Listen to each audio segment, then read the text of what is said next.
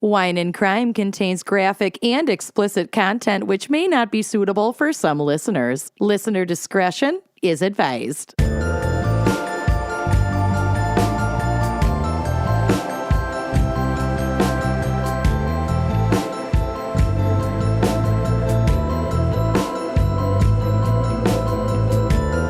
You are listening to Wine and Crime, the podcast where two friends chug wine, chat true crime, and unleash their worst Minnesotan accents. I'm Amanda. Oh, I'm Lucy. How you doing today, my friend? Doing pretty good. Yeah? Doing pretty good. I remembered my favorite hoodie. Is that an armadillo? Yes, I haven't been able to fit into it in like 6 months. Oh my God, you can zip it now. I can zip it, baby. That's so exciting. I love that for you. Thanks. It's a good day. And tomorrow I'm going to the Hawkeye State Cat Show. And June's going to come with. Corey and June are coming with Baby's First Cat Show. This family outing is so wholesome. This is good exposure therapy to like really make sure she's not allergic to cats. Yes. Your house is... Ray likes to lay right next to her too, but yes. Oh. All the dander. How is Ghostface acclimating to being a big sister? She's good, and the crying doesn't bother her at all. I think because she's going deaf. Oh, okay. Well, good for her. But she, she's an old gal. She's tired all the time. She just likes to lay pretty much wherever we're laying. So wherever you are or there's a heating pad is where you can find Ghosty. Exactly. Oh. So they've accepted her. They're acclimating very well. They're good big siblings. I love that so much. Well, okay, we can, now that we've taken care of June business, it's like that's the only thing I care about, but I guess we can actually get into the episode now. Well, how are you? How's your foot? Well, I mean, I'm good. I left the house today to co-work with Scott. Shout out, hi, Scott. And leaving the house with a knee scooter and only stairs is a time. And I almost fell getting back into the house and then called my husband and was like, you need to come help me, please. Yes. But I'm getting the hang of it. It's like, it's so great to be able to leave the house, but it is fucking exhausting. Yeah. And I'm doing it again tomorrow because I'm going to see the movie Lisa Frankenstein. Yeah. You've got to see that movie. Yeah. It's very you seeming. Yeah. So it's like, I'm going to risk it. I'm going to risk it all. Okay, and if you break your other foot, I don't even know. But we've pre-purchased tickets to be in accessible seating. I will say that being on this knee scooter has really made it clear to me how inaccessible most places are. Like, it's a serious fucking problem. Yeah. It's really frustrating. And I have the utmost respect for folks who have mobility devices. Mm-hmm. Because even just temporarily having one is like, it's a really big adjustment and it's really hard to just be in the world. And so, I need to up my disability advocacy game. And I know that it's super messed up for me to like only really realize that when it affects me. I acknowledge that. But this has been rough and very much altered my perspective of accessibility just out in the world. Yeah. Well, at least you're recognizing it now. Mm-hmm. Mm-hmm. And it is fucked. I mean, if I'm with a friend who has mobility issues, it's like, oh, do you want to go here? And they're like, I can't get into their building very easily. And it's like, oh my God, I didn't even think about that. It's making me a lot more mindful. So just, something to ponder. The world is full of horrors. Totes. We're going to talk about some horrors today. We sure are. Because this week we have a very special fan pick from Luc Devantier, Devance. Devantier. I like that better. Luc Devantier. Luc, who has picked the topic of Brutal Bar Brawls. I've been excited for this one for a while. Yeah. I definitely, so Luke's email cracked me up and like made me feel very seen because they were like, it's a lot harder to pick a case that it looks like. And we say it all the time. The fan pickers pick some of the wildest cases and they're amazing. But I found an amazing case, but I did have to misunderstand the assignment just slightly. It's brutal. It is a brawl. It does not take place in a specific bar, but it is alcohol fueled. I think that counts. counts. Least in part. We'll get to it. I think it counts too. I mean, the misunderstanding of the assignment is worth it to be able to do this specific case. It is fucking nuts. And it brings me great joy and a great horror, but we will get to it. Perfect. I do have a pairing today, but I'm curious if you are drinking anything this afternoon. I am, because I found this in my cabinet. Do you remember this brand, On the Rocks? Yeah. They were a sponsor of ours for a hot minute a long time ago. Yeah. So I have a Mai Tai. Pre-mixed cocktails. Pre-mixed cocktail. So I have a glass with ice. It's a little bit melted now. It's probably for the best. So I'm going to have a little Mai Tai, obviously with the side of my enormous Stanley mug. I love that. That is fucking amazing. I'm going to need a taste review after you start sipping. Okay. Like I said, I do have a pairing today, but before we dive into that, did you know that there is a wine fight event in Spain?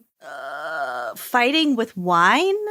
So this is incredible. It's also shocking. So I was searching for a pairing and I was like, fight wine brawl, like all this stuff, trying to find like fun wines that might play off of the name of Brutal Bar Brawls, like I always do. That's always where I start. And I found this, and it's not a specific wine, but like I want to go to this so bad. So there is a festival called the San Vino Wine Fight Festival, and this year it runs from the 26th to the 30th of June. And allow me to give you the details of this 4-day fight. Yes, it sounds absolutely batshit and amazing. So San Vino, aka La Batalla de Vino de Haro, aka the Wine Fight of Spain, takes place usually on or around the 29th of June every year in the town of Haro La Rioja. And La Rioja is like a great region for wine.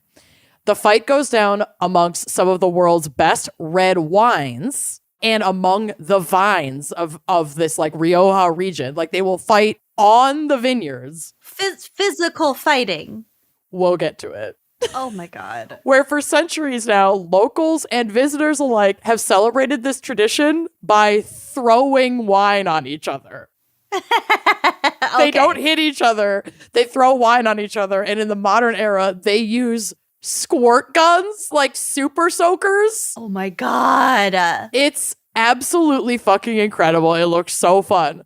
So there's this travel company. It's called Stoke Travel. It is a travel company that helps like book your reservations. This is not a sponsor. I just found this.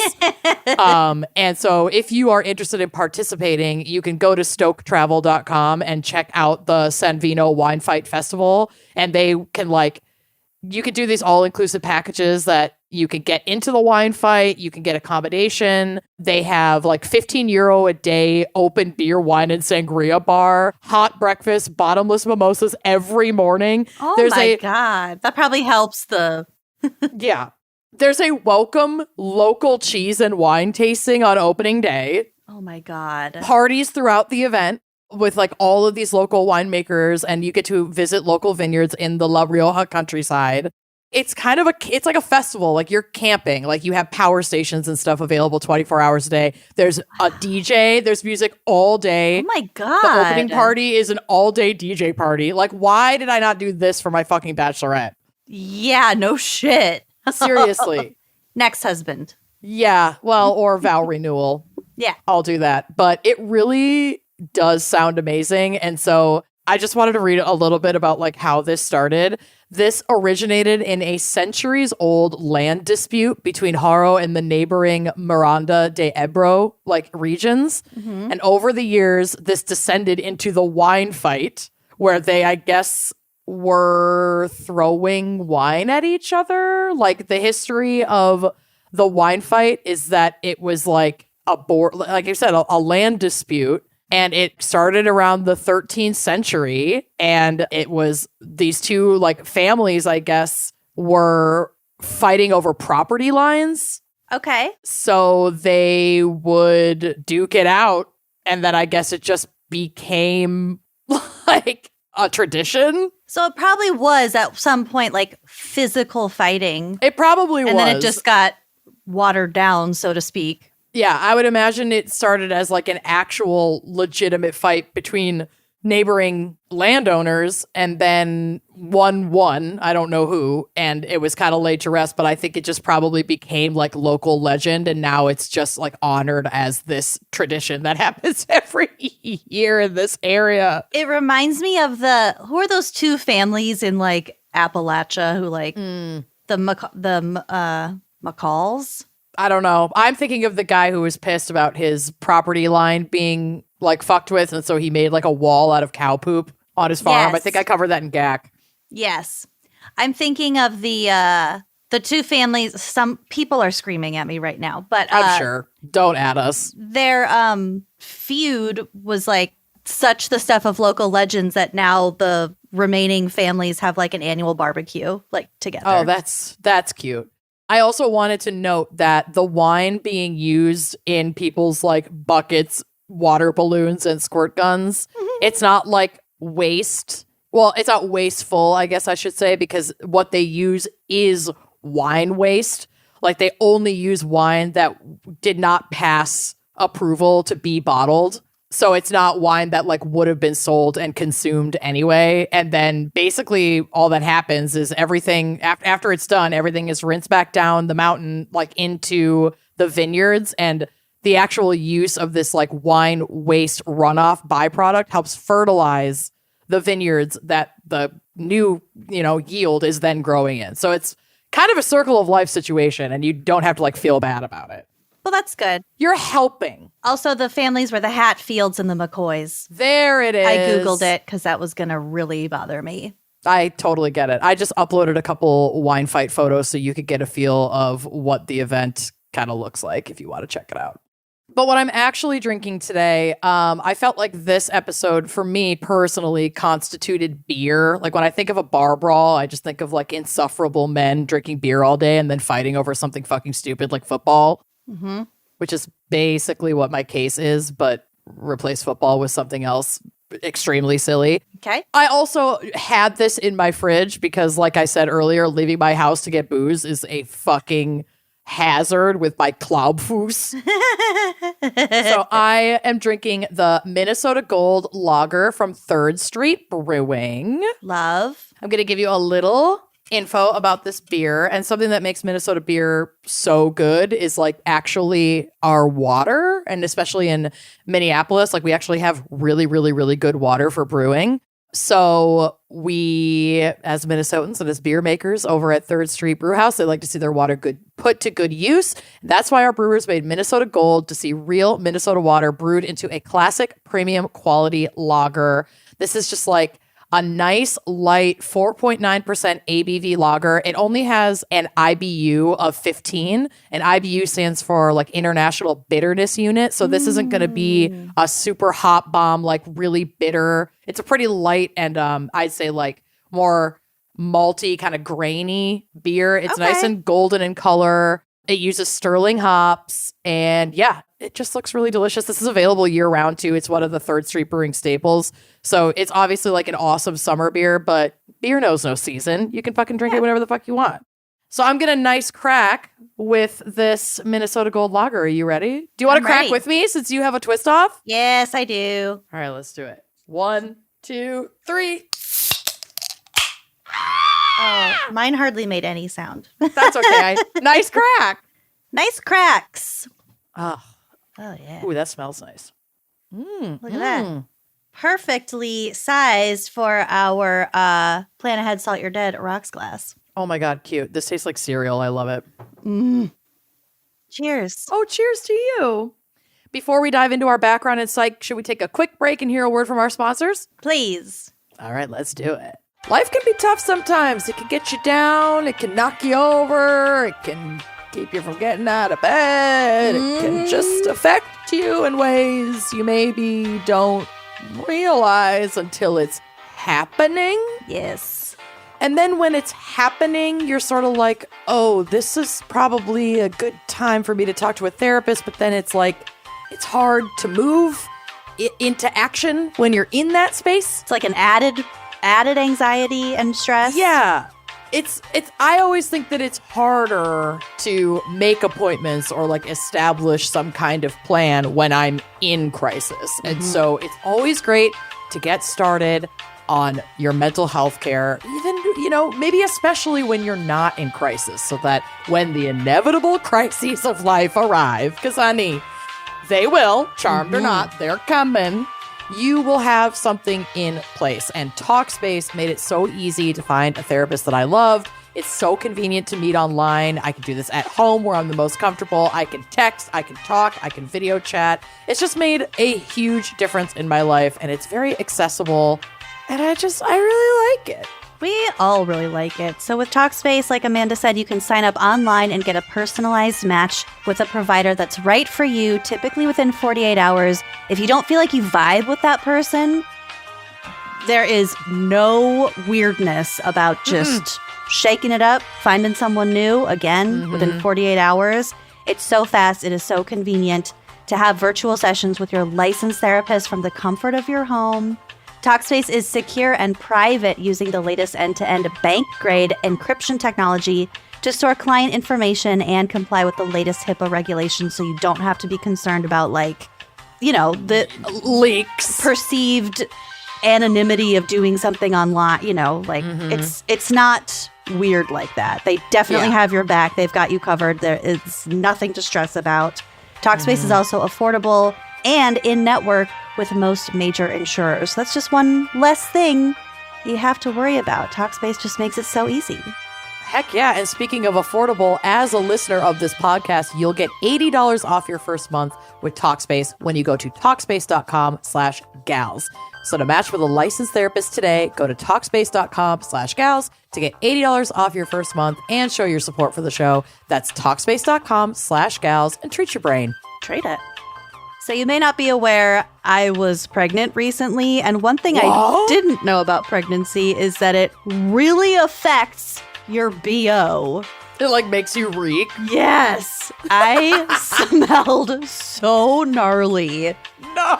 And it's not even smelling worse necessarily. It's smelling dramatically different. I can't even it's not great, and it's still happening. I got another few months to go before those hormones flush out, but fortunately... Your body is a wonderland, babe. Body is a wonderland. Fortunately for me and everyone around me, Lumi Whole Body Deodorant has made it so I can smell my best every day, and so can you. So, unlike other certain deodorants, Lumi is powered by mandelic acid to deliver outrageous 72-hour odor control everywhere from your pits to your feet, your privates, your underboobs, your inner legs, back of your neck, I don't know, wherever. Wherever you're stankin', babe. Yeah. In fact, it was patients' concerns about private part odor specifically that originally inspired the OBGYN who invented Lumi. So you know it's safe for use down there. So fast forward 6 years, and her game-changing whole body deodorant has now earned over 300,000 five-star reviews from stanky people like me, formerly stanky people, who love feeling confident from head to toe. If you want to, I don't know, adjust your scent like our girl Lucy did, and I do. Needed it adjusted.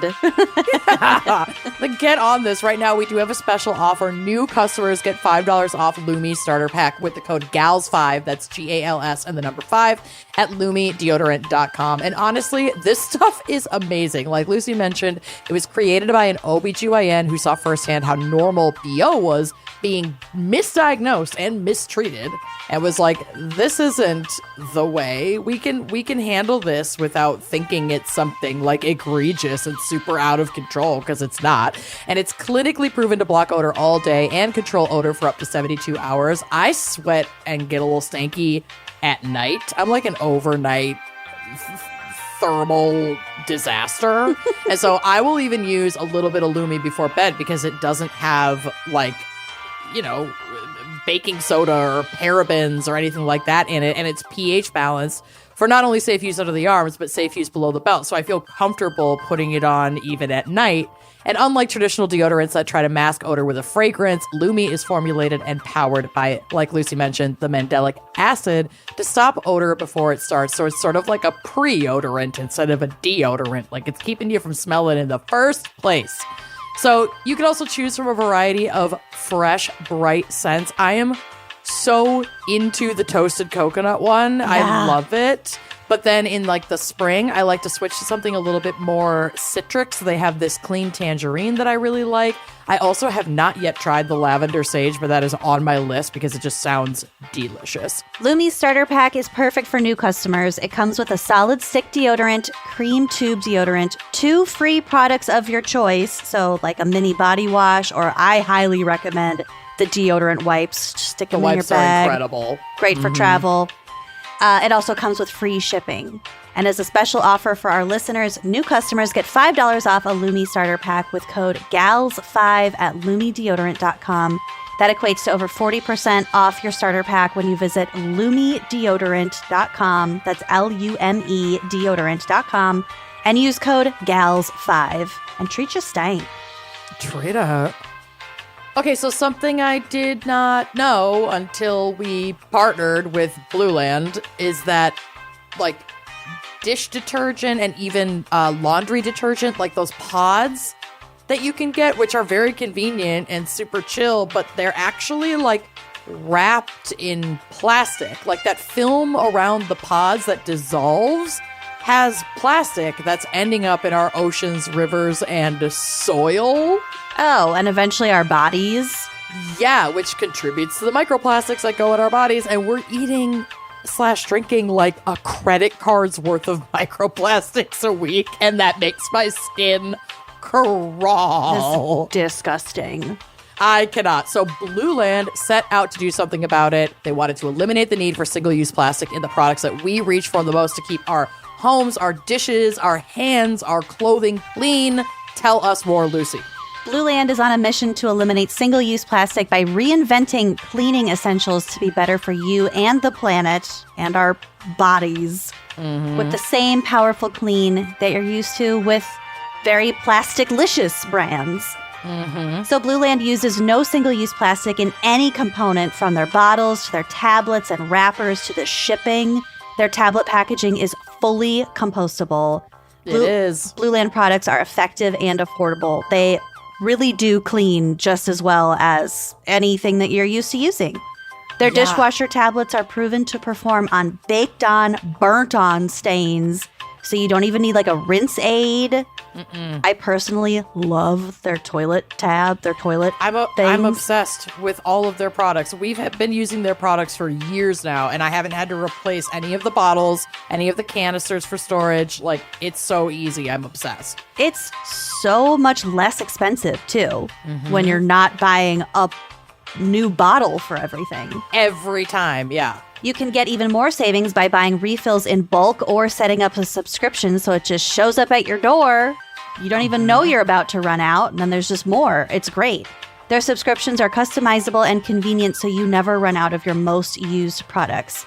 And Blueland is trusted in over 1 million homes, including ours. Indeed. So Blueland has a special offer for our listeners. Right now, get 15% off your first order by going to blueland.com/gals. You won't want to miss this. Blueland.com/gals for 15% off. One more time. That's blueland.com/gals to get 15% off and treat you clean. Straight it. All right. Welcome back. Lucy, do you have some background and psych for us this week on Brutal Bar Brawls? I sure do. I even have a little bit of psych. So, in February of 2023, the Washington Post reported that archaeologists from the University of Pennsylvania and the University of Pisa had recently excavated a site in Iraq dating to around 2700 BCE in the ancient Sumerian city-state of Lagash. Ooh. They hypothesized that they had found the oldest tavern ever discovered. Oh, that's a dive bar. Okay. The site contained pieces of a public eatery consisting of a 7-room structure featuring an open courtyard with benches. Cute. It reminds me of Pump. A tree that they moved in with a crane. Just kidding.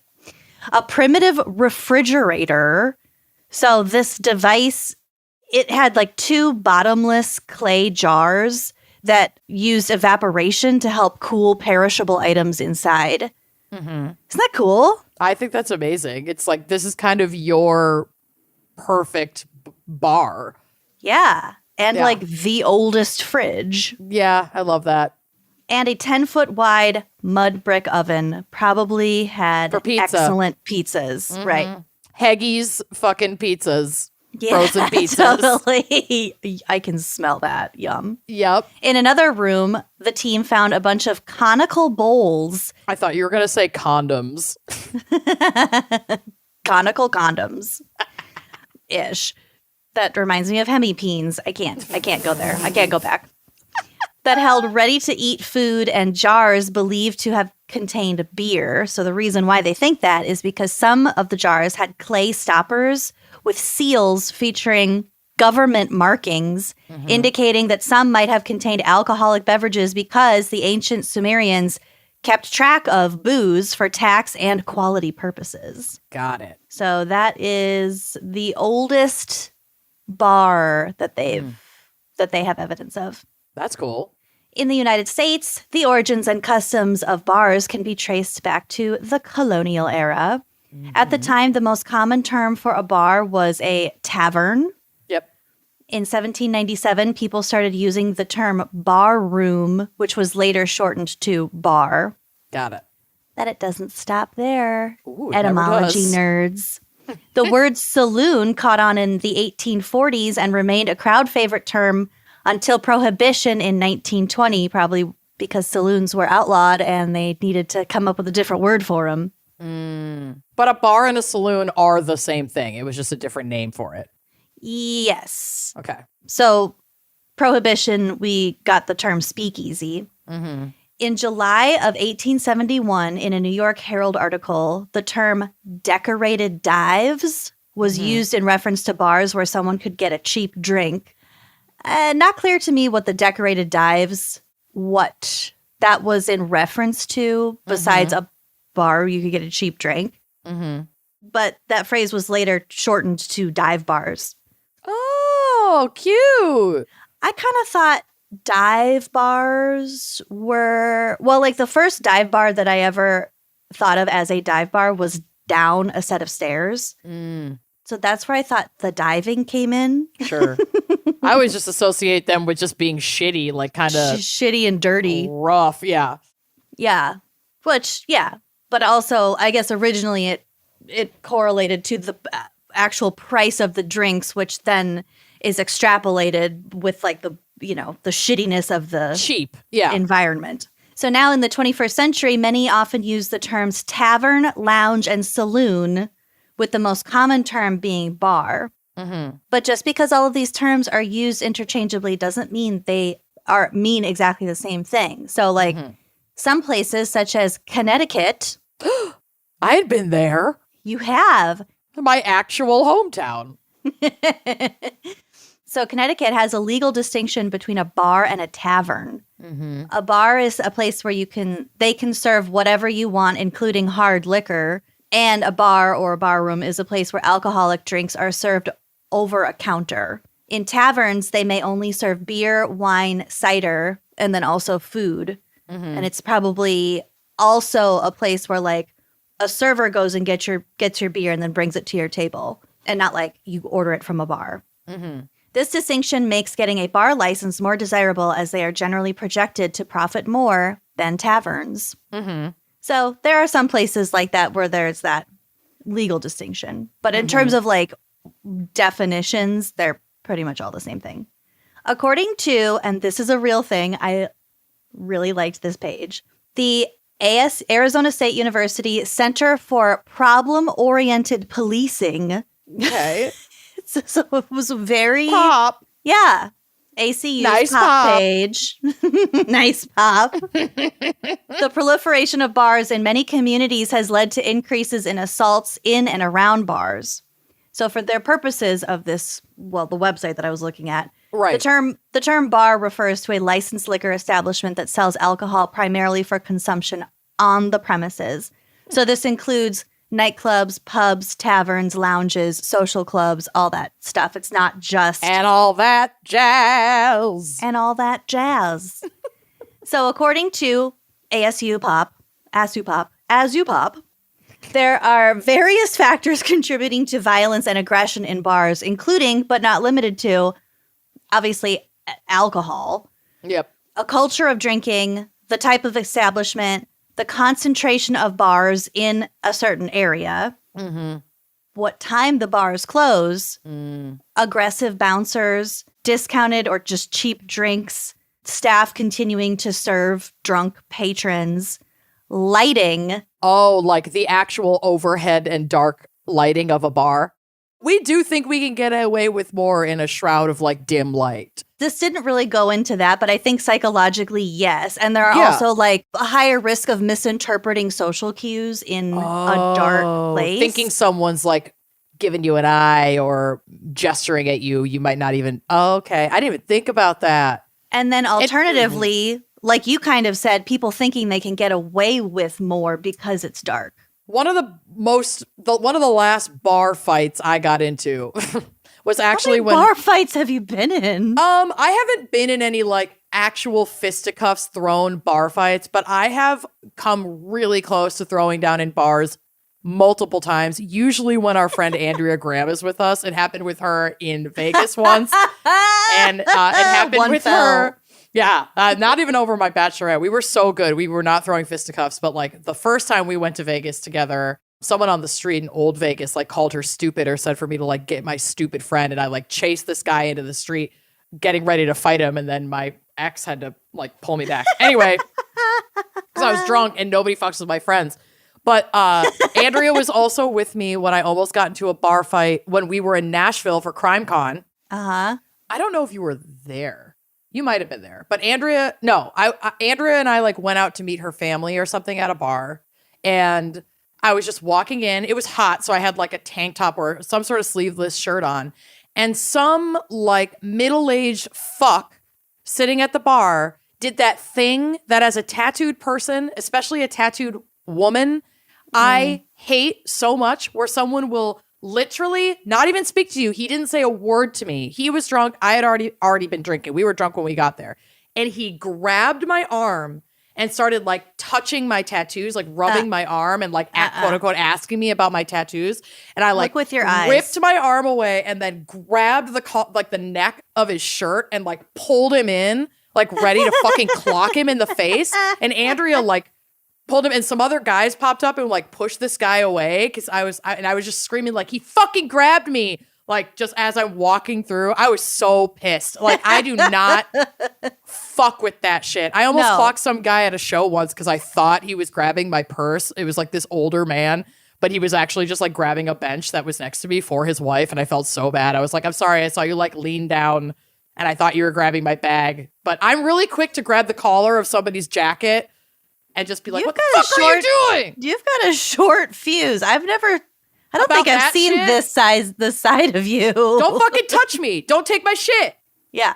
It's not hard. Don't even look like you're taking my shit. Don't even appear slightly like you might be taking my shit. He ended up laughing at me, though. He was like 3 times my size, like this old white man there with his wife. And he was just like, you're a little Spitfire. And I was like, yeah, I'm so sorry. I'm a little drunk and I thought you were stealing my shit and I was ready to fucking take you out. He was like, yeah, you can hold your own, but why don't you calm down? And I was like, that's fair. I don't usually like when men tell me to calm down, but this was like, this one's allowed. I'll let you have this one. And then we were friendly all night. There was one time I was definitely willing to put myself and others in danger at a bar. It was at a bar when we were in China, and it was a German guy who was at the bar.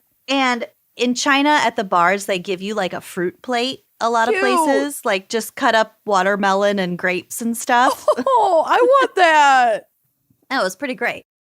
So I was like eating the fruit thing at the Enjoying bar. your fruit plate. And this German guy was sitting kind of next to us, and he made some comment. I don't remember exactly what he said, but it basically alluded to him wanting to put his cigarette out on my parts. Fuck no. Because I think someone put their not cigarette on my body out. and not on my fruit, motherfucker. Someone put their cigarette out on the fruit. That's what it was. He put his cigarette out on my fruit tray, and then he said, I'd rather put it out somewhere else or something like that.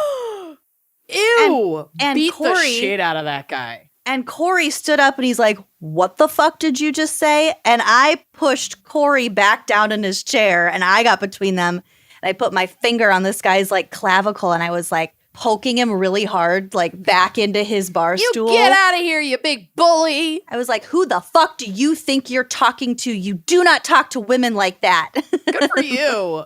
And Corey was like, I'm backing off, because Yeah. I just like shoved Corey down, shoved this guy down. Nothing happened. He ended up leaving, but like, well, yeah. It was just a really disgusting thing to say. Yeah, that's fucked up. But you know what?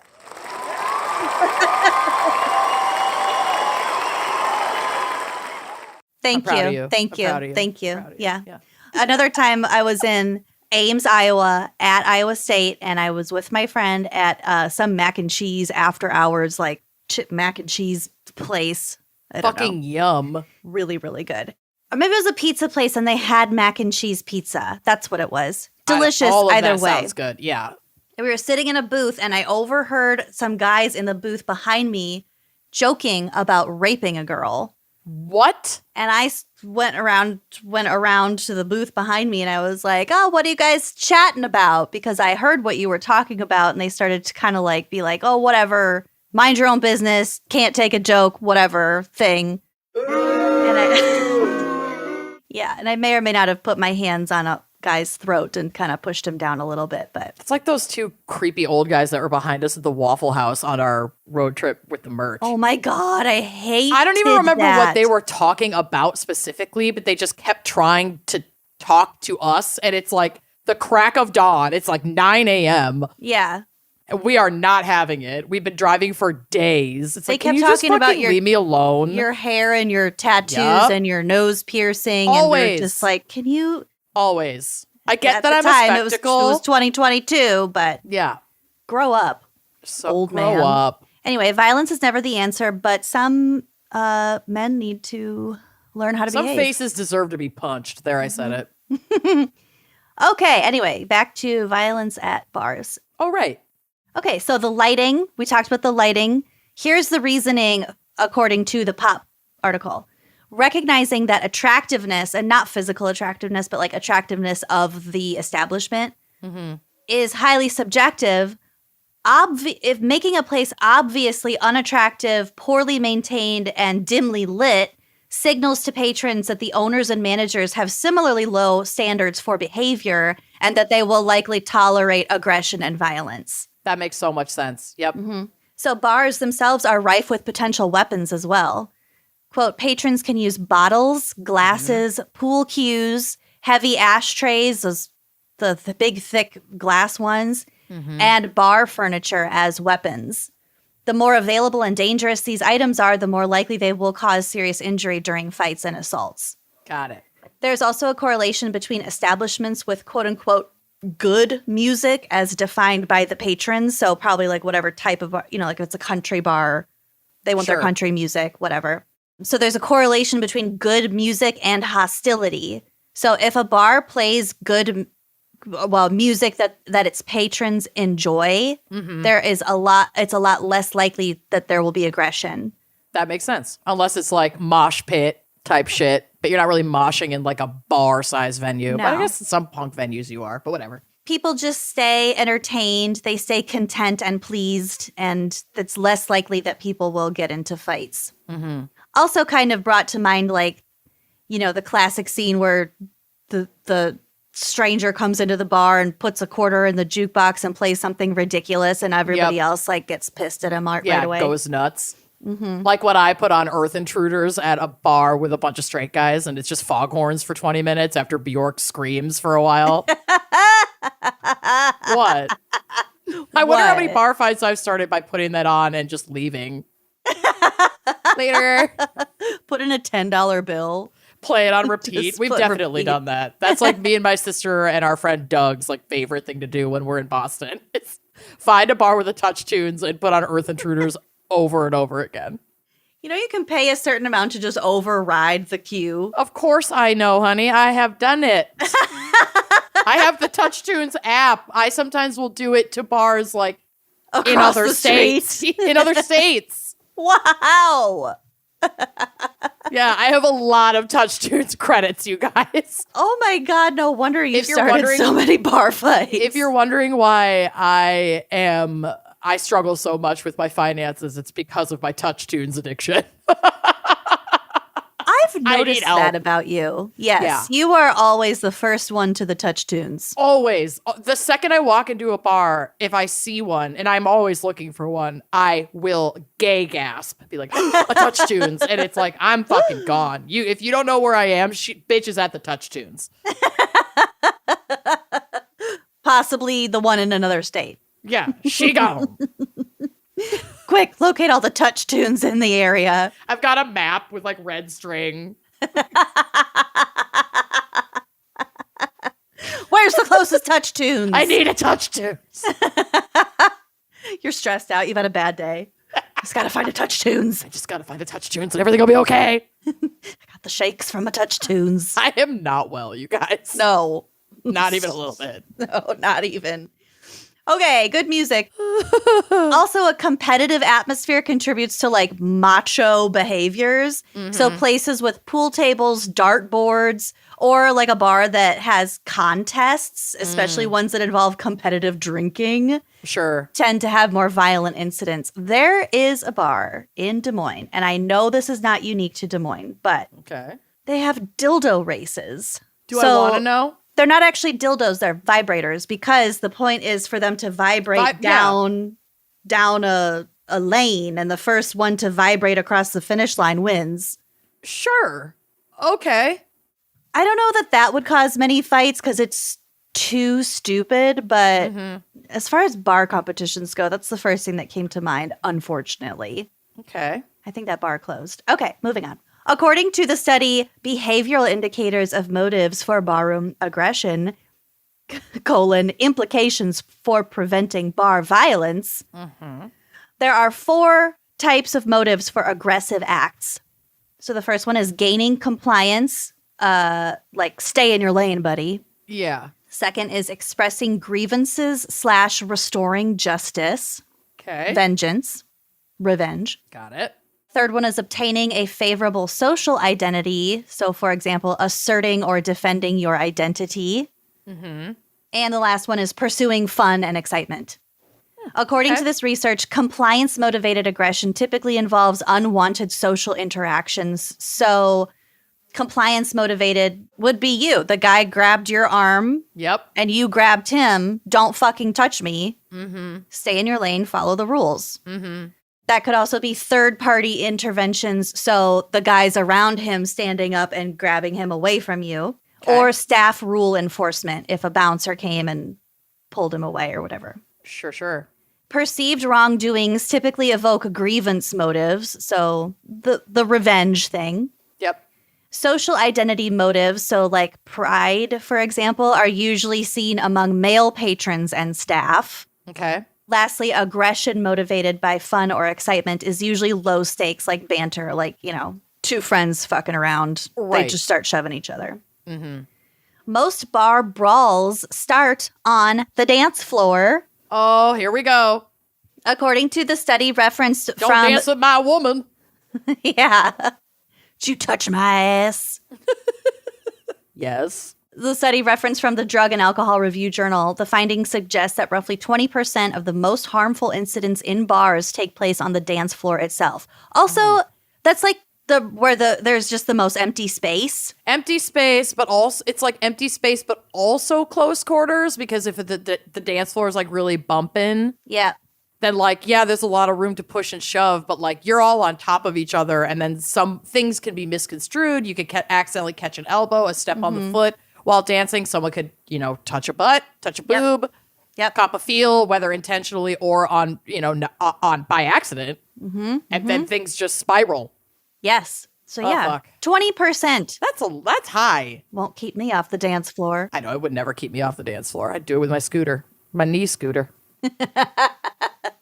So are you on crutches or a knee scooter or both? Literally both. But not both at once. Not That'd be both at funny. once. I usually keep my crutches at the top of my stairs and then just use my scooter on the main floor, and I can get in and out of my house with my scooter. It's a struggle, but I can do it. And then I crawl up the stairs to go to bed, and I have my crutches to get to my bed or get to the bathroom upstairs. Can you drive? Yeah, it's my left foot. So that my left foot is in a boot when I go out. My right foot, and I don't drive stick, is fine. Wow. Mm-hmm. You're brave. I'm demented.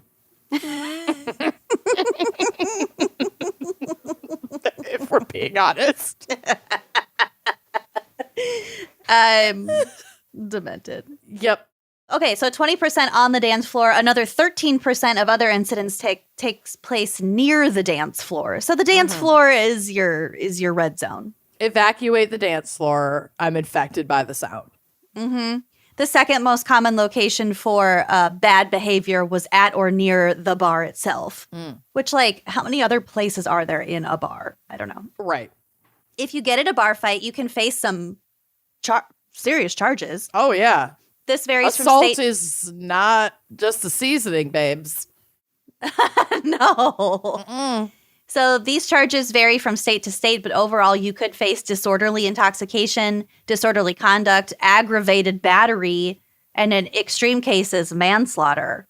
This could mean jail time or a hefty fine. Some sites reported up to $25,000. They're all fucked up when people get really, really, truly harmed in fights like this. But the ones that always unsettle me are where people fight, they go too far, it puts someone in the hospital, and then days later they die. Yeah, or they fall and hit their head. Yeah, all you did was push them off a bar stool or something.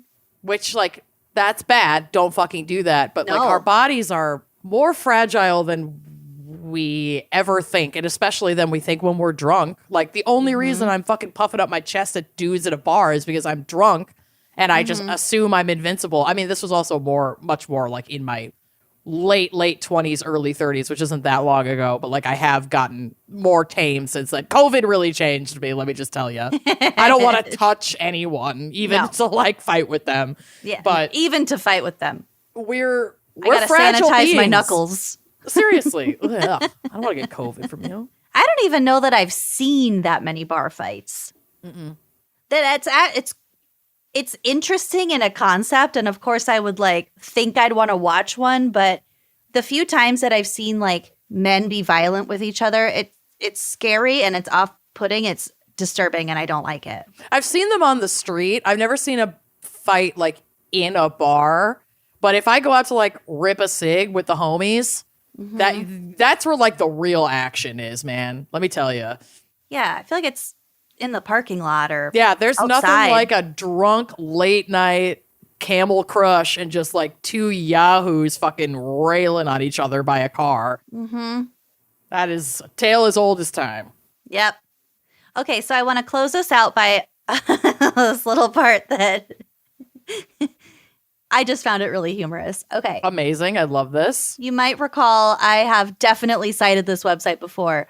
According to tvtropes.com. God, you love that site. I know, because You've it's definitely used this before. I think it's it's written in a really funny way. It's amazing. I think it's crowdsourced, so it just cracks me up. So, according to TV Tropes, a bar brawl is a fight scene in which the main focus is not one's ability to fight, but more about the destruction of surroundings. Got it. During these scenes, the audience will usually witness the destruction of furniture and glass, bottles being turned into weapons, cracking a glass bottle over someone's head and it shatters into 1,000 pieces, when in reality, it might not break at all. That would really hurt. As well as teeth and blood flying everywhere. There, as TV Tropes mentions, there will be someone swinging from a chandelier-like object, even though there wasn't one there to begin with. Eventually, everyone in the bar will get involved, regardless of their initial involvement. In real life, the fights are a little less dramatic, but can still cause similar damage. I've never seen someone swinging from a real chandelier, and it does seem like on TV and in movies there are light fixtures that will support an adult person often. Yeah. I mean, we're not living in the Phantom of the fucking Opera, y'all. This isn't the way. Not on this plane, anyway. No. A girl can dream. Mm-hmm. A phantom can dream. I love the Phantom of the Opera so much. So dumb. I love it. Okay. The storyline is stupid, but it's not as bad as Cats, obviously. Are we about to fight? No. You're right. It's not stupid. I am right. I am right. He's basically frogging in that fucking theater. He sure is. Like, it's one of the oldest frogging stories of our time. And imagine discovering that with just like half a mask. No. The music is stellar. The music is excellent. Does the storyline hold a lot of water? No, I can admit that. That's all I was saying. The writing of the in-between music pieces, the dialogue is the plot line. It's mid at best. It's at best. But it's some of the best music. The music is incredible. It's incredible. It's so good. It's so good. Anyway, we can agree on that. Yeah. Don't punch me. I never would. You're too cute. Don't touch my fucking arm. Well, I can't promise that. I know you can't. It's fine. You can touch my arm. I've touched your breasts without asking. You truly have. We've been many times nude together. Yeah. We don't have those same boundaries. You're not just a random man at a bar. So go ahead. The consent is implied between you and me. You can grab me by the pussy. Just nobody else except my husband can. It's a short list of people who can do that. It's in our partnership agreement. But wait. It fucking is now. Should we amend? We probably should amend. Okay. Let's get our lawyer on the phone. I'll call Julian. All right. Thank you. All right. That is my segment. I love it. Well done, mama. Thanks. Well, let's take another quick sponsy break and then get into my seg. I cannot wait. You're going to love it specifically. I'll tell you why. Oh, okay. So I don't cook. I also don't meal plan. I don't prep.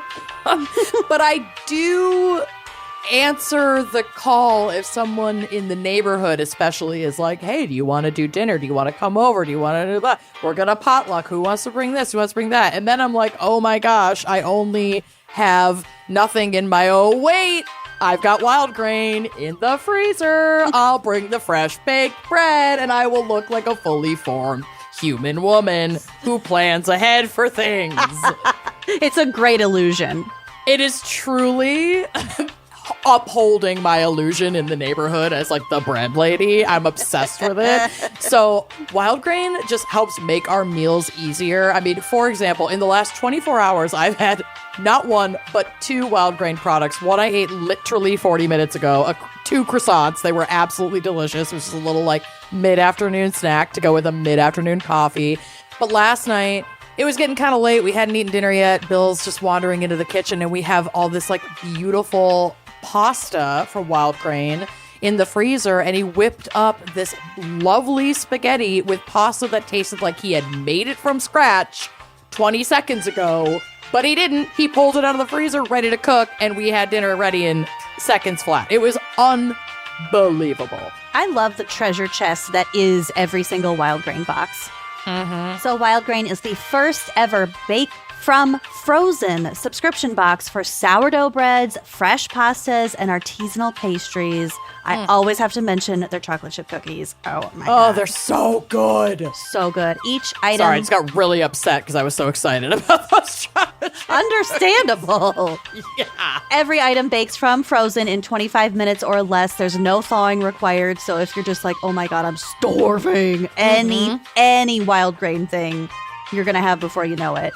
And you can now fully customize your wild grain box so you can choose any combination of breads, pastas, and pastries. If you want a box of just bread, go for it. Of just pasta, you got it. Just pastries. Yes. There is nothing stopping you. And for a limited time, you can get $30 off the first box, plus free croissants in every box when you go to wildgrain.com/gals to start your subscription. You heard me. Free croissants in every box and $30 off your first box when you go to wildgrain.com/gals. One more time, that's wildgrain.com/gals. Or you could just use our promo code GALS at checkout and seriously treat your dinner/breakfast/lunch/everything. Trade it. You've probably heard us talking about or just heard about a company called Stitch Fix, which is so much more stylish than I could ever be, and I am forever grateful that the stylists at Stitch Fix just help me. Just help me. Hold your hand. They're real people, and they get to know your personal style, and they deliver all the confidence that comes from a truly amazing outfit without any of the work on your behalf. So you have like a royal dresser you really do. At your disposal. With Stitch Fix, you get a stylist who understands your style, also your size, and your budget. They do all the shopping for you. It is the easiest way to transform your wardrobe this season. I have been a joyful and proselytizing Stitch Fix user for like 5 years now. I'm obsessed with it. My stylist helps take my wardrobe to the next level, but even beyond like sending me a couple items that might not be exactly in my comfort zone just so I can try new things, she also just really gets my go-to faves and like make sure those are there in every box as well. She knows what works for me. Sometimes, well, more than sometimes, always, she knows even better than I do myself. They're like oracles.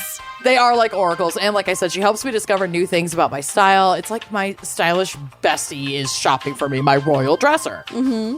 And you know that confidence boost that you get when you put on a really amazing outfit without having to stand in the harsh lighting and the like formidable smells of a dressing room? Yeah, that's what you get from Stitch Fix. When you look good, you feel good, it shows. And I just give my stylist my size, my style, my budget preferences. That's like all done in their portal online. And I order boxes when I want and how I want to. You do not need a subscription. I recently paused my subscription because it's like I'd been keeping so much from my Stitch Fix box. And I was like, okay, I actually don't need clothes for a little while. And it was super, super easy for me to just pause it. And then when I am getting ready for like my summer shopping, I'm just going to pop right back in and order more stuff that I need. There are 5 just for me pieces, plus outfit recommendations and pro styling tips. It's so cute. You get this little like insert with your box that's specified to the things that they packed for you that kind of show you what it is and show you how you can wear it. So you can have like little pro styling tips. And I keep what I love and then I send back the rest. It is so easy.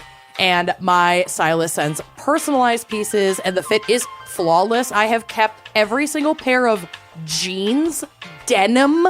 It's amazing. That they have sent me. It's amazing. It's like she's reading my mind and the measurement of my butt. I don't know how she does it, but they nail it with my pants every time. And I'm like a gorgeous Frankenstein's monster of parts. Like, it's so hard for me to find jeans that fit. Stitch Fix is truly one of the first times I've been able to confidently get jeans.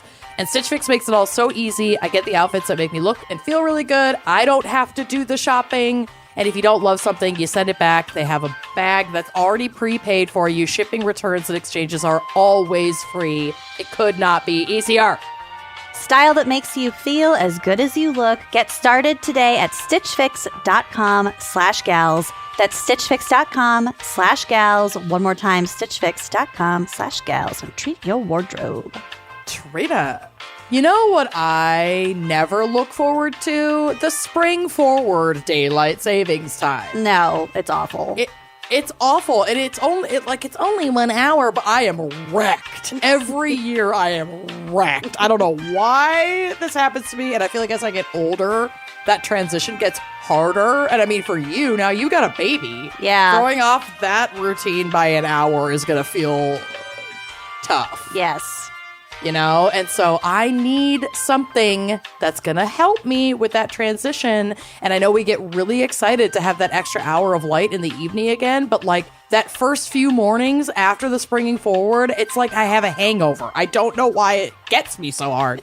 And I'm actually looking forward to it more this year because I know it's going to be easier because now I have a Hatch and I use their whole like Hatch sleep system.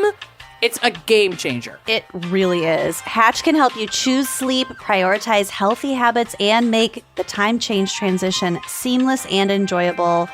It also really helps me fall asleep because that is my biggest hurdle when it comes to sleeping is just getting there. Yeah. The Hatch Restore helps you build sleep habits that make your unwind and wake routines simple and enjoyable for a phone-free bedtime, no matter what time of year it is. I listen to this Hatch Plus like podcast. Yeah, they have content. And there's this person who like scrolls the internet for you while you just lay there with your eyes closed and drift off to sleep, and they have such a calming, soothing voice. There are gentle little podcasts on there. There's true crime podcasts on there. We know you like those. And with it helps you get to sleep, and then it wakes you up with like light, a sunrise that mimics the sun. Oh, it's so gentle. They just know what we need. And with a Hatch Plus subscription, you can access the latest routine building features like Cue to Unwind, which signals you that it is time for bed, and Pillow Talk, which is just like your favorite shows or socials, but without the screens that keep you up. And right now, Hatch is offering our listeners $20 off your purchase of the Hatch Restore and free shipping at hatch.co/gals. So visit hatch.co/gals to get that $20 off and free shipping. One more time, hatch.co/gals, and treat your sleep. Treat it. All right, are you ready for my case? I am. Now, Lucy, you know my case, and the listeners at home also know my case. But before we assume that this was a huge mistake, which it definitely was not, Lucy did briefly cover this in your background in psych segment for our live show, Something Was Off Broadway, which aired, I don't know, by the time this comes out, like a month or two ago? Yeah. But this whole thing, first of all, I was so intrigued by it at that show that like I had to fucking know more. But then as I went deeper, there is so much more around this event than what you were able to cover in that live show. I mean, you gave it like 4 paragraphs. I know what you're talking about. That's all the time that you had, but I've got like 7 pages, babe. It's so fucking insane. I'm so glad we're revisiting this. It's so insane. I mean, like, all the people dying is not funny, but like the circumstances around it are so uniquely hilarious. Yes. That I had to go back to it. Okay. So, like I mentioned at the top, I sort of misunderstood the assignment on purpose to cover this, but am confident that while this didn't start in a bar, alcohol, bars, businesses, the theater, very much included in this disaster. This was a very alcohol-fueled disaster. And yes, that is the only connection I'll be making today. Thank you very much. And I will not be taking any questions. Correct. William Shakespeare was Jesus. born on April 26th, 1564 in Stratford-on-Avon, Warwickshire, England. And do you know what that means? Yes. It is time for some geography. We haven't done geography in so long. Far too long. It's back, baby, and harder than ever. Oh, good. So Stratford-on-Avon is south of Wootton Wawen. Wooten and Warren. Are you okay? No. Wooten Wawen. But I am looking at property in Wooten Wawen.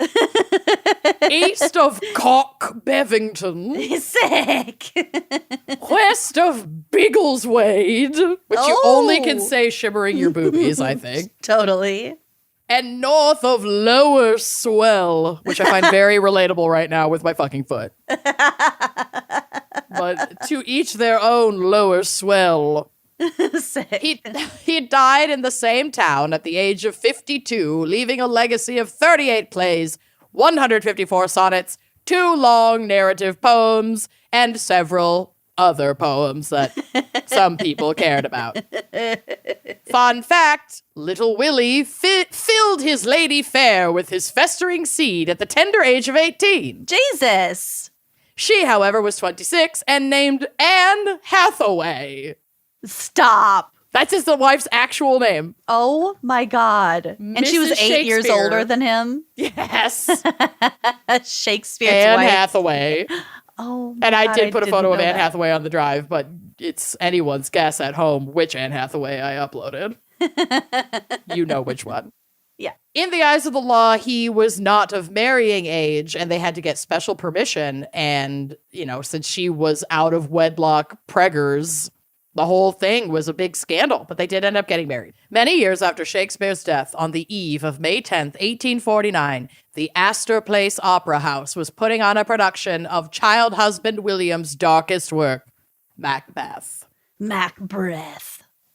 What beast 'twas it then that made you break this enterprise to me? When you durst do it, then you were a man, and to be more than what you were, you would be so much more the man.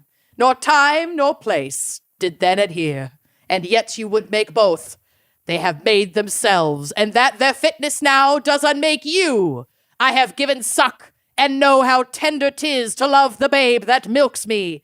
I would, God. while it was smiling in my face, have plucked my nipple from his boneless gums and dashed the brains out had I so sworn as you have done to this.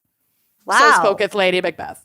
I Am amazing. I know. Thank you so much. Oh my God. You are amazing. I also cannot understand Shakespeare without the spark notes, I need the translations. She's mad. the notes right next to it. She's like, I'd kill this baby right here. I can tell she's mad, especially from your dramatic reading, but as far as understanding the text itself, I never fucking know. No. I never get it. Which is actually it's surprising to me, and we'll kind of get to it, given how this is written and how highbrow it seems to us now, how accessible his works were. Yeah. He was the everyman's entertainer. Well, the themes for sure. I mean, Yeah. 10 But, things I hate about you.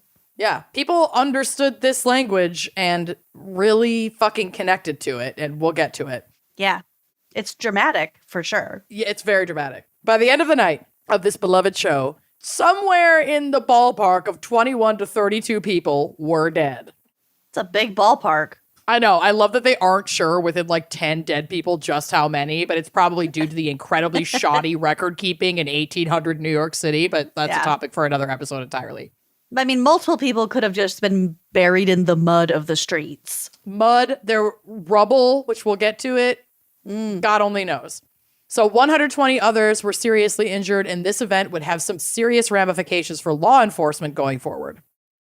As sparrows, eagles, or the hare, the lion, if I say soothe, I must report they were, as cannons overcharged with double cracks, so they doubly redoubled strokes upon the foe, except they meant to bathe in reeking wounds, or memorize another Golgotha. I'm fine. Nailed I cannot tell, but I am faint. My gashes cry for help. Oh. While we're holding for applause.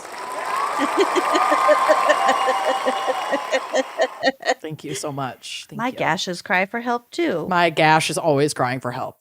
So what role, might you ask, did the Bard's darkest work play in the worst night of rioting of that century and the largest death toll for civilians in the United States since the Revolutionary War at that time?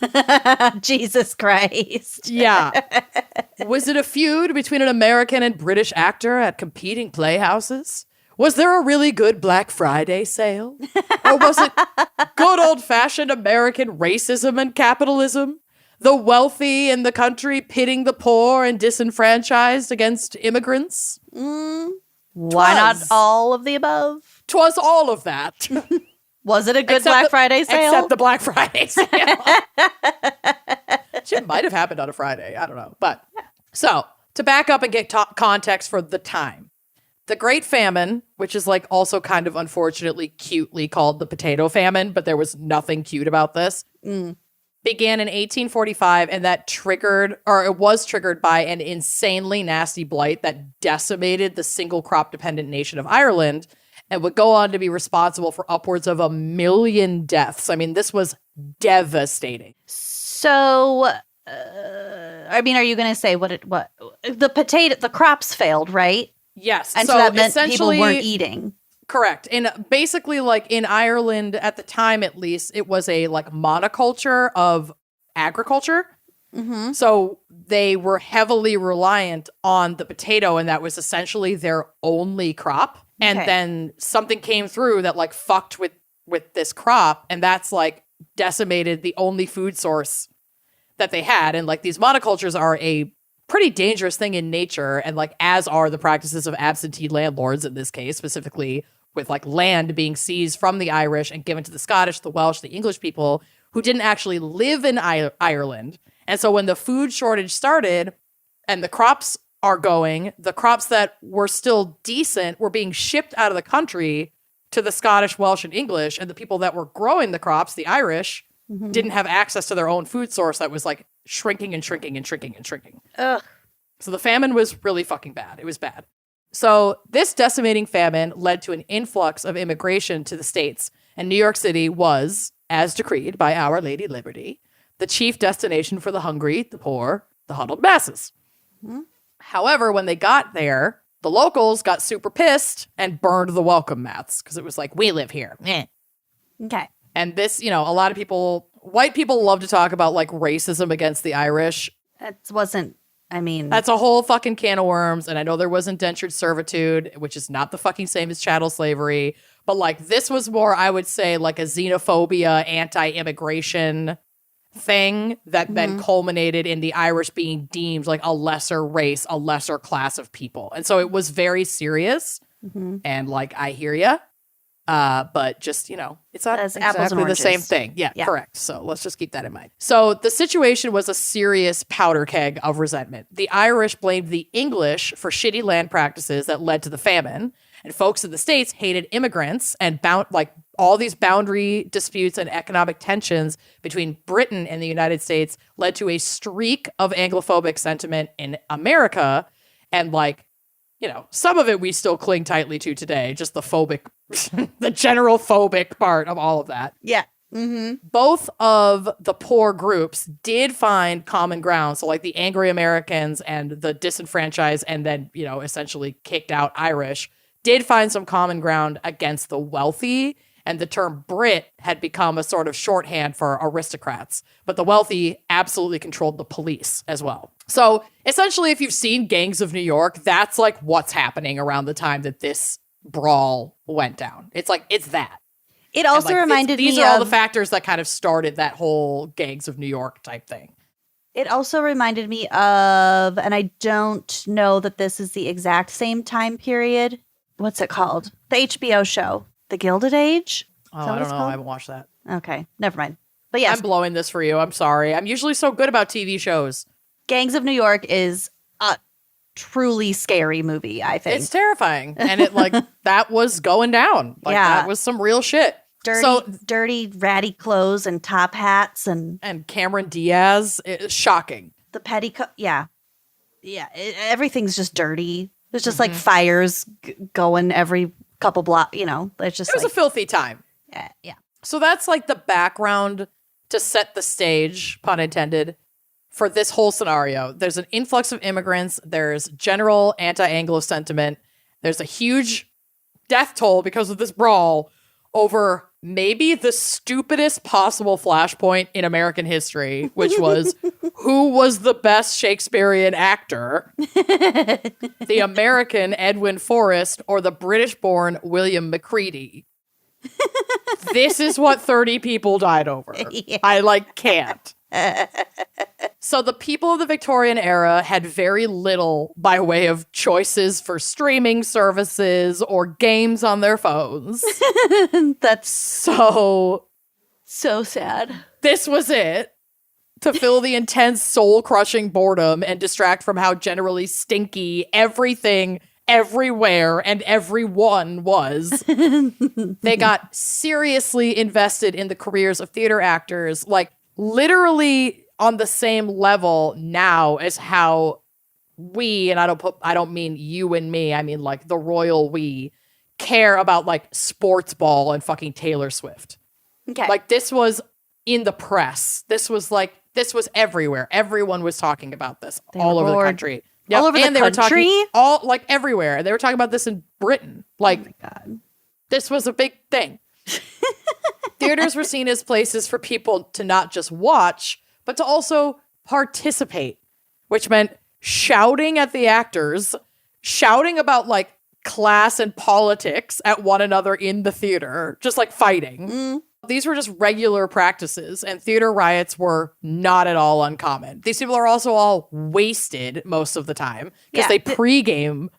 They were like throwing shit around and up on the stage, and there was something about like a dead goat, I remember from my notes. We'll get to the dead goat. Okay.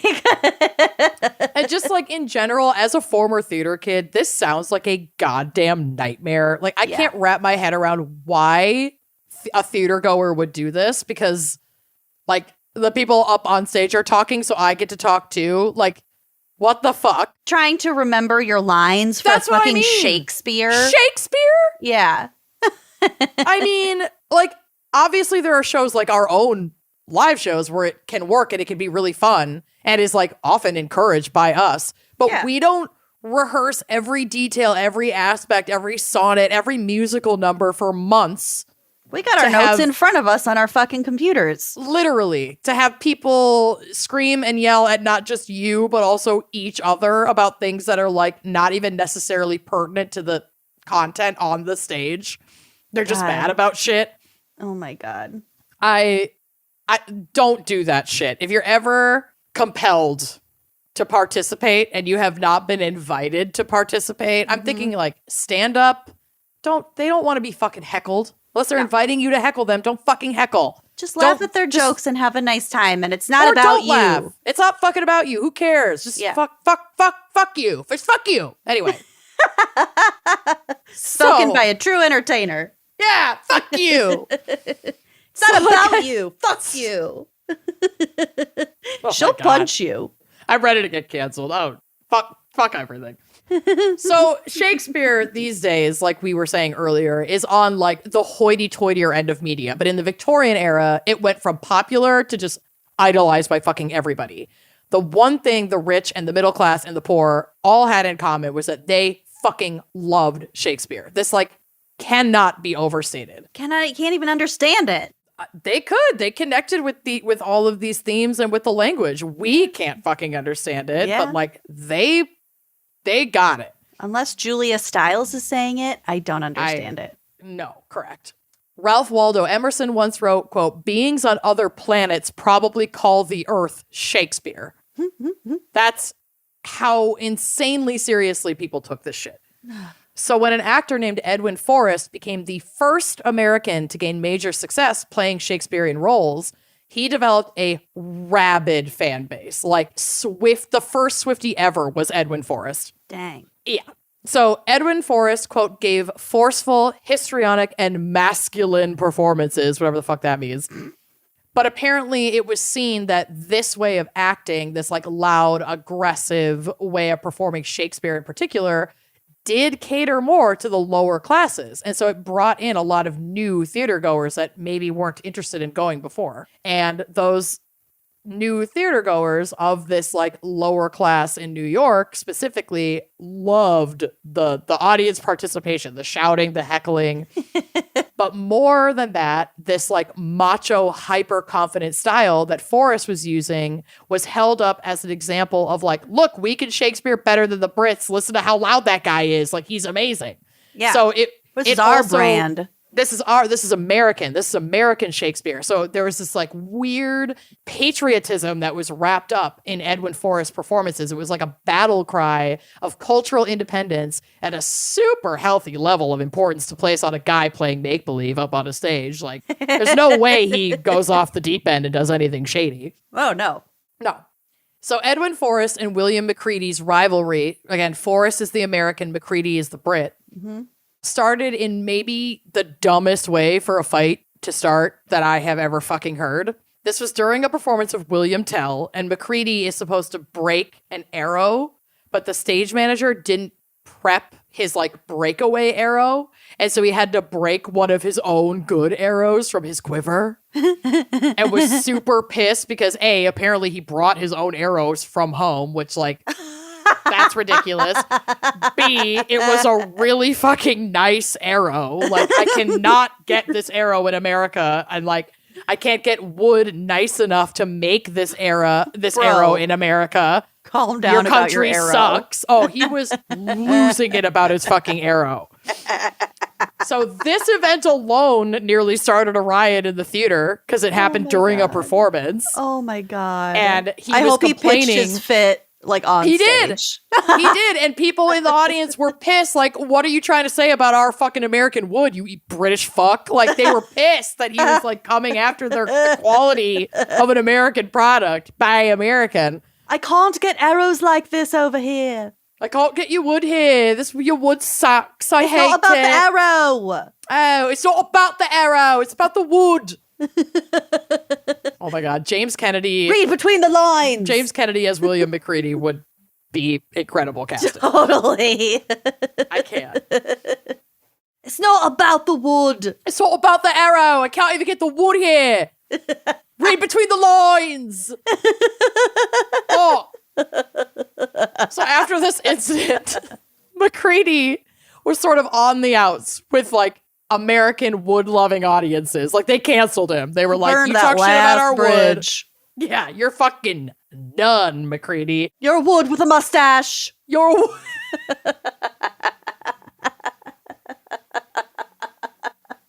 You're a wood with a mustache. So stupid. I can't believe how fucking dumb this is. I can't believe it. You guys, so many people died. This is so fucked up. Okay. Like, what the fuck? I'm not laughing about the death. It's just the circumstances are so absurd. And like the stakes for everything in this time period were so high because people were like dying. Like if you lived till you were 32, you were like an elder in the community. Yeah. So like you had to get invested quick and hard to like really enjoy a fandom because your life could end at any fucking minute. Life was truly very short. It was very short. Everything and full was of just fleas. So itchy and rank. Stinks. There was just nothing else to grasp at except like the love of your family and this nonsense. So Macready's like, well, all the Americans fucking hate me because I ragged on their wood. I'm going to go back to Britain. But Edwin Forrester, the American, eventually did go overseas, like to England, to do a tour, a Shakespearean tour, and he had a ton of success overseas. And Macready was pissed because Macready's like, this is my fucking territory. Don't bring your American performance bullshit over here and outshine me. Sassy American, the new stuff, the fresh wave. Yep. It was an American invasion. Mm-hmm. And things are going well for Edwin Forrester until he tried to play Macbeth, which is a notoriously difficult and nuanced role of like an old dying king that maybe his like big hunky masculine shouting wasn't a super good fit for. I get that. His performance was literally boo-hissed. God, the sound effects are so good and so jarring. His ego was rattled and he got it in his head that like arrow hater Macready was out there burning him and had something to do with like undermining his career, even though by all accounts, the two were pretty friendly at the time. Even if Macready was kind of bitter, like he was even friendly enough and helpful with some of the London audiences. Like he did try to warm them up to this American guy. But like when he wasn't well received, he's not going to look within and be like, what did I do or could I have done differently or could I do differently moving forward, he's going to go like, no, it's McCready's fault. Yeah. And I blame him for everything. Yeah, natch. A week later, Edwin Forrest took his giant angry head to a performance of Hamlet that McCready was giving. And Forrest boo-hissed McCready from the box in the audience to like start shit. Come on. This is like the original reality Von Teese. Like, I'm living for this shit. He's the only one booing too. Yes, probably. Except they were not trying to be secretive about any of this. They were just out in the open fucking haters. Like, they gave zero fucks. Things got even worse when an editor at the London Times wrote an article about the incident titled Professional Jealousy. And instead of just like letting it go, like one of the worst, on. Yeah, one of the worst things you can do if like people come for you in the press, especially in the press, but like, you know, in the public eye, is to just like get so wrapped up in it, like try to like defend yourself. Like, it usually doesn't work. And don't engage. And Edwin was just like, fuck you, I'm writing back. So this is what you wrote. To the editor of the London Times. Sir, having seen in your journal of the 12th instant an article headed Professional Jealousy, here then I was disposed to let the matter rest, as upon more mature reflection, I did not deem it worth further attention. Okay, but you now, were on the right track. You fucking were. You full stop. This letter should be done now. What are you fucking doing?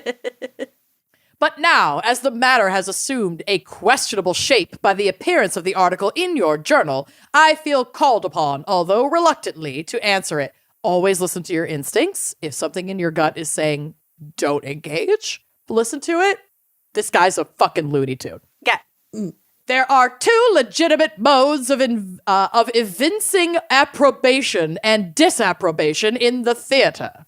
One expressive of approbation by the clapping of hands, the other by hisses to mark dissent. And as well-timed and hearty applause is the just meed of the actor who deserves well. So also is hissing, a salutary and wholesome corrective of the abuses of the stage. And it was against one of these abuses that my dissent was expressed, and not, as was stated, with a view of expressing my disapproval of the manner in which Mr. McCready gave effect to a particular passage. Jesus! The truth is, Mr. McCready thought fit to introduce a fancy dance into his performance in Hamlet, which I thought and still think a desecration of the scene. I was by no means solitary in this expression of opinion.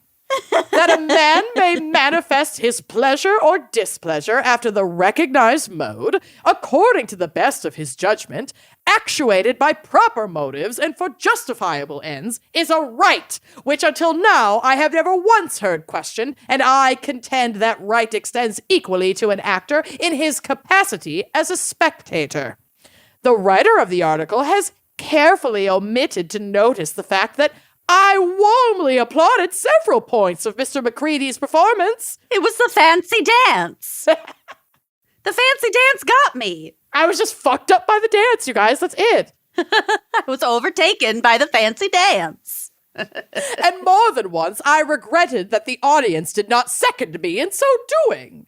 As to the pitiful charge of professional jealousy preferred against me, I dismiss it with the contempt it merits, confidently relying upon all those of the profession with whom I have been associated for a refutation of this slander. Yours respectively, Edwin Forrest. Jesus. Is that not the most like Meredith Marks email you've ever fucking heard in your goddamn life? The rumors, the slander, the husband. This has Meredith Marks written all the fuck over it. I could not. I like screamed when I read this. I can't. It's so embarrassing, Edwin. Like, please. The silly little dance. I can't. Oh my God. This response obviously made the situation way fucking worse. Yeah. This incident destroyed his reputation in England. Everybody, he was the laughingstock of England. They hated him. And when he did another tour in England, Audiences were super sour on him, and McCready said that he had like no taste. And this is just like tit for tat. This shit is just simmering. They are quipping back and forth at each other. Then, Forrest, you guys, Forrest is so petty. I can't. It's so embarrassing. When McCready heads back for another tour of Shakespeare in the States, Forrest, I genuinely cannot fucking believe how funny and petty this is. Forrest goes on a competing tour in all the same spots, all the same cities. He Like follows McCready. Night? Yes. He follows McCready around the country, booking venues on a competing tour. Who is this man's agent? Who fucking knows? Probably no one. Doing the same roles in the same cities, often at the same time. Forceful, masculine, histrionic performances. Pick a side, Chicago. And they fucking do, because in the States, they love him. Yeah. So, like, Forrest fans are coming out of the woodwork and, like, using this as kind of a political statement. It's like, we're on Team Forrest. We hate the Brits. Yeah. And we stand for the, like, lower and middle class. And anyone who's going to fucking McCready's shit are the rich who we fucking hate, who have been ruining our lives. Mm-hmm. So things just get out of pocket really fucking fast. Like hecklers, angry Shakespeare enthusiasts. It's so bad that they throw, like you mentioned, a dead sheep carcass on stage at a McCready show during the performance. Like, no tomatoes at all. These psychos are just chucking a dead sheep right at the guy. Got you a sheep. It escalates. Things get even worse when Forrest moves to divorce his English wife for immoral conduct. So, like, Forrest is American. He was married to an English woman. They're getting divorced. He's claiming immoral conduct. And these proceedings are really messy and they're super public because, like, nobody has anything the fuck to do. So, like, this is celebrity gossip. Yeah. And it's also fuel even more for that sort of, like, Brits versus Americans. Now we've got a literal American v. Brit getting divorced from a marriage. Yeah. It just, like... So the press was all over it. It was huge. It was huge. Lots of clicks. That was clickbait. Yep. So McCready arrives back in New York for his farewell tour to wrap up, coincidentally, on the day that Forrest's wife wins against him in court. Gets her divorce and, like, her alimony or whatever the fuck she won. On May 7th, 1849, 3 nights before the riot, Forrest supporters bought a fuck ton of tickets in the upper levels of the Astor Opera House where McCready was performing Macbeth. And they shout the whole performance to a stop. They're throwing rotten fruit. They're throwing eggs. They're throwing bottles of, quote, stinking liquid. Ooh. I can't. No dead sheep, but, like, everything but. Yikes. McCready finishes the play via pantomime because no one can hear him over the screaming. So he just charades his way. The commitment. Oh my God, he was not getting off that stage. This man, he's like, if I'm going to go down, I'm going to go down as the old dying king. Yeah. You have to admire it. Mm-hmm. When the performance is done, he's like, fuck this. I'm taking the first boat back to Britain. But a bunch of New York high society, including Herman Melville and Washington Irving, are like, don't do that. Like, you do so well here. We love you, basically. Like, please don't leave. They say, the good sense and respect for order prevailing in this community will sustain you on the subsequent nights of your performance. Like, don't let these American low-class fucks heckle you off of stage on American soil. We're not fucking doing that. So he's like, okay, you got me. You've assured me. They were wrong. This was the wrong choice. He probably just should have fucking left because that was 3 days before the infamous riot brawl. He pushed his luck. Yep. So May 10th, the performance at the Opera House is scheduled to go on despite protests, threats of protest. Forrest will be performing a competing Macbeth nearby. And a riot is literally suspected. Like, people know that shit is going to fucking go down. Mm-hmm. And there's a whole crew that call themselves Friends of Forrest that are handing out hilariously inflammatory flyers, which I know you covered this is my favorite.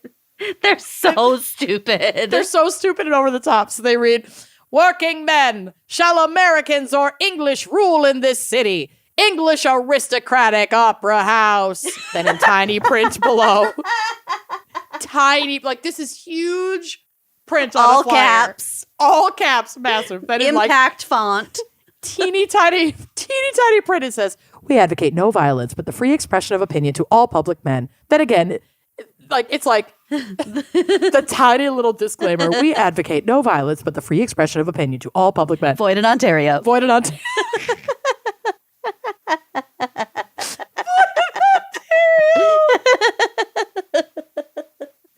Name that ad. I cry.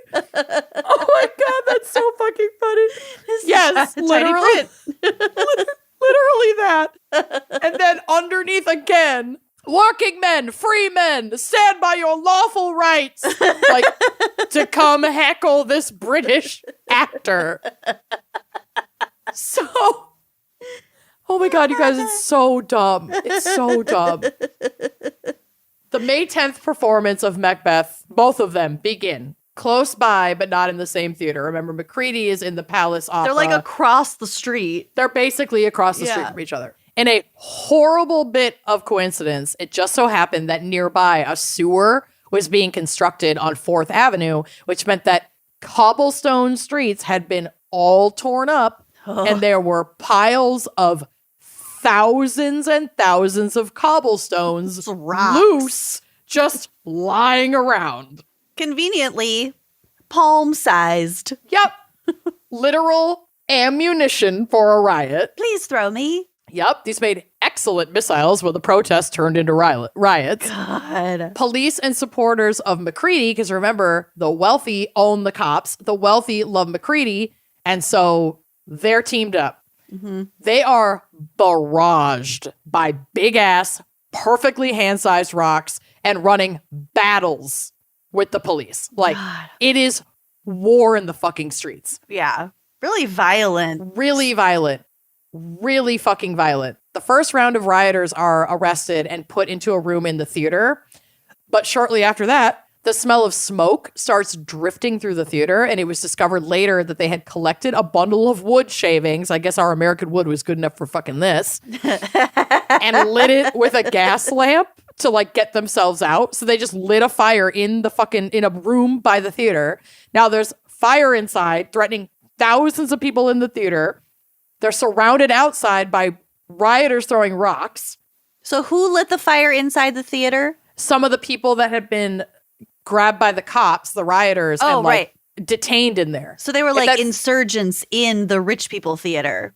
Yeah, but they were separated because they weren't like in the grand theater itself. They were in like probably like a rehearsal room. The building. They were in the building. Close enough to set it on fire. They did essentially set the building on fire, but it was put out before it got out of hand, because if it hadn't, I mean, imagine if it hadn't been. It's shocking that up to 30 people died in this event, but if they had really gotten into a situation where that fire had gotten out of control, thousands could have, because they were like basically trapped in there by the rioters outside. Yeah. They thousands of people in that theater could have burned alive. Like that would have been really fucked up. Yeah. But that didn't happen. Thank God. On stage, screaming and fighting is so loud that once again, Macready is doing Macbeth by charades because no one can fucking hear him. And he got a lot of practice the other night. So, oh my God. But, so he suddenly starts to realize like, oh, I'm trapped inside of a theater with mobs armed with rocks outside and a fire being put out over there. This is very avant-garde theater. Yeah. So he's like, what's an actor to do? He does himself up in disguise and slips out of the theater and just loses himself in the crowd. Oh my God. He like dirties himself down, makes himself look like a fucking like little poor peasant. Theater goer. Yes. And just creeps out, blends in, and books it. He's gone. He gone. From a New York Times article released at the time, quote, as one window after another cracked, the pieces of bricks and paving stones rattled in on the terraces and lobbies. The confusion increased till the opera house resembled a fortress besieged by an invading army rather than a place meant for peaceful amusement of civilized community. Major General Charles Sanford would write about the incident in his memoirs, Recollections of a New York City Chief of Police, saying, quote, a sewer was being constructed on 4th Avenue, and the pavements in consequence had been torn up. At McCready's performance, the cobblestones became effective weapons in the hands of a mob. Where the Bible House now stands was a stone yard. The stone clippings which the rioters found were furnished sufficient ammunition to pelt the military police. The main attack came from 4th Avenue, the police being stationed there, as well as on Astor Place, the theater, Broadway, 8th Street, and Lafayette Place. I was in charge of the amphitheater entrance to the theater on Astor Place. There were 6 men under me. The stones came from the mob in volleys. Several soldiers were struck down, 1 or 2 of them being seriously injured. I carried them within the theater. There, the scene was one of terror and confusion. Shower after shower of paving stones was hurled against the windows. The stones, however, fell in the midst of the frightened audience, and like broken glass is like raining down on them, which the audience became positively terror-stricken. During a period of 35 years of military service, he continued, I have never seen a mob so violent as the one on that evening.